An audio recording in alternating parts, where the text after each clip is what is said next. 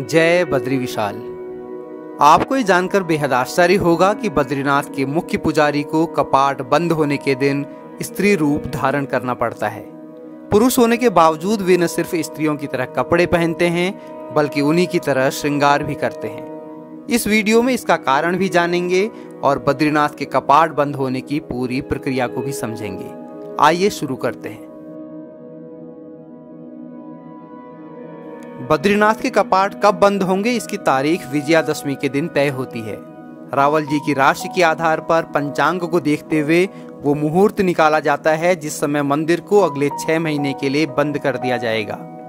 सामान्य रूप से नवंबर में बद्रीनाथ के कपाट बंद हो जाते हैं। जैसे 2019 में 17 नवंबर को कपाट बंद हुए तो 2020 में इसकी तारीख तय की गई 19 नवंबर। बद्रीनाथ के कपाट बंद होने का मतलब सिर्फ मुख्य मंदिर के कपाट बंद कर देना नहीं है। मंदिर परिसर में स्थित अन्य मंदिरों के कपाट भी विधिवत रूप से बंद किए जाते हैं। इसके लिए तारीखें भी अलग अलग होती हैं और प्रक्रिया भी। इस प्रक्रिया का नाम है पंच पूजा। ये प्रक्रिया बद्रीनाथ के कपाट बंद होने से 5 दिन पहले शुरू हो जाती है। इसमें सबसे पहले गणेश जी की पूजा होती है, उनका अभिषेक किया जाता है और गणेश मंदिर के कपाट बंद कर दिए जाते हैं। फिर गणेश जी की मूर्ति को बद्रीश पंचायत यानी बद्रीनाथ मंदिर के गर्भगृह में विराजमान करा दिया जाता है।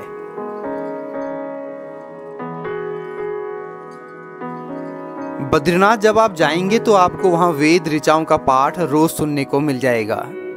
ये यहाँ की एक प्रमुख विशेषता है।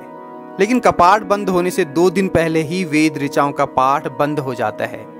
वेद पुस्तकों की एक विशेष पूजा होती है और उन्हें ससम्मान सुरक्षित रख दिया जाता है। इससे पहले मंदिर परिसर में स्थित आदि केदारेश्वर मंदिर और आदि गुरु शंकराचार्य मंदिर के कपाट विधिवत रूप से बंद किए जाते हैं। आदि केदारेश्वर भगवान को विशेष रूप से अन्नकूट यानी पके हुए चावलों का भोग लगाया जाता है। बद्रीनाथ के कपाट बंद होने के दौरान की सबसे विशेष परंपरा है मुख्य पुजारी का स्त्री रूप में आना।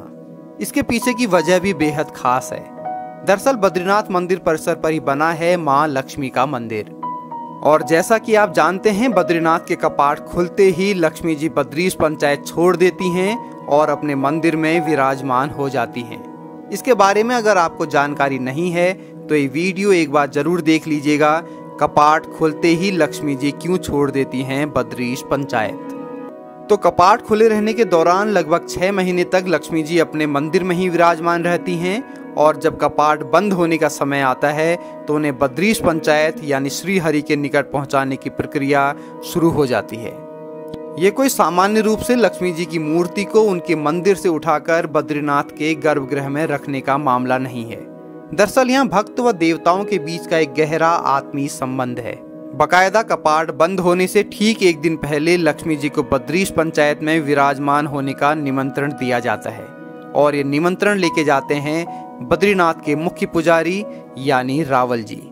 निमंत्रण मिलने के बाद ये माना जाता है कि लक्ष्मी जी बद्रीश पंचायत में जाने की तैयारियां शुरू कर देती हैं। इसके बाद आता है बद्रीनाथ के कपाट बंद होने का दिन।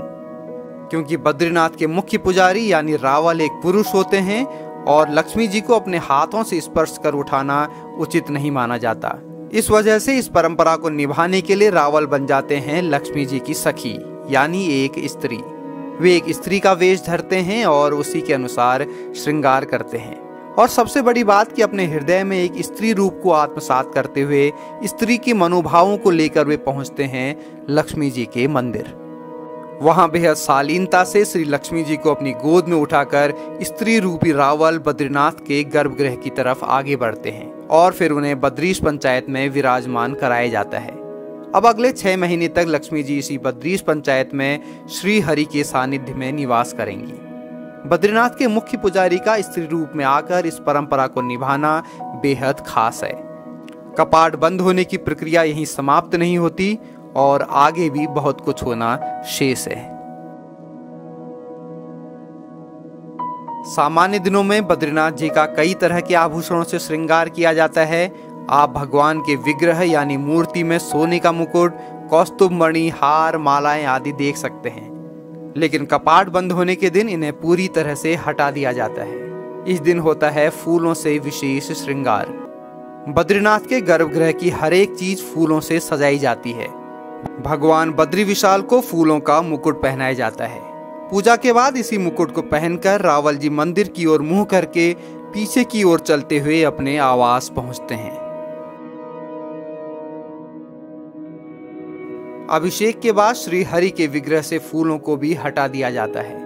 मूर्ति पर गाय के घी का लेप किया जाता है और उसे चारों ओर से एक विशेष कंबल से ढक दिया जाता है।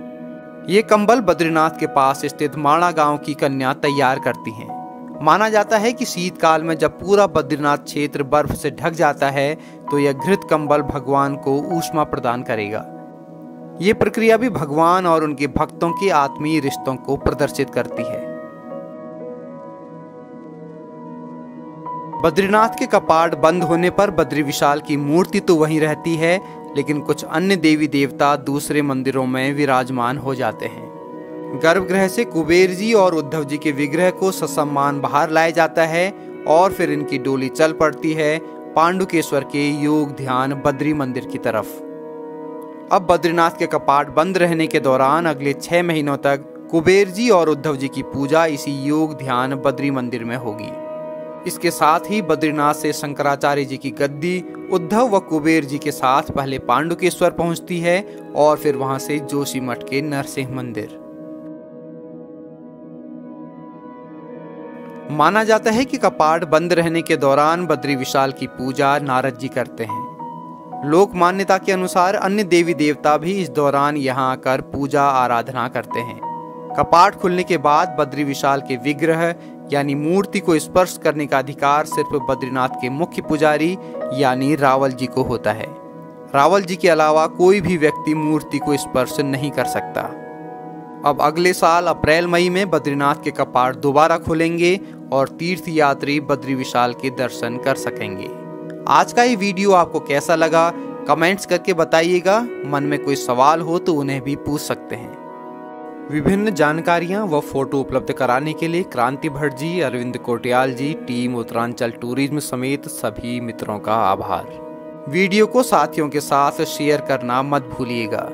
जल्द ही मिलते हैं किसी नए वीडियो के साथ, तब तक दीजिए इजाजत। जय बद्री विशाल। आप देख रहे हैं मन्नू की मोटर। चैनल को करें सब्सक्राइब। सबसे पहले वीडियो को देखने के लिए बेल आइकन जरूर दबाएं। Thank you.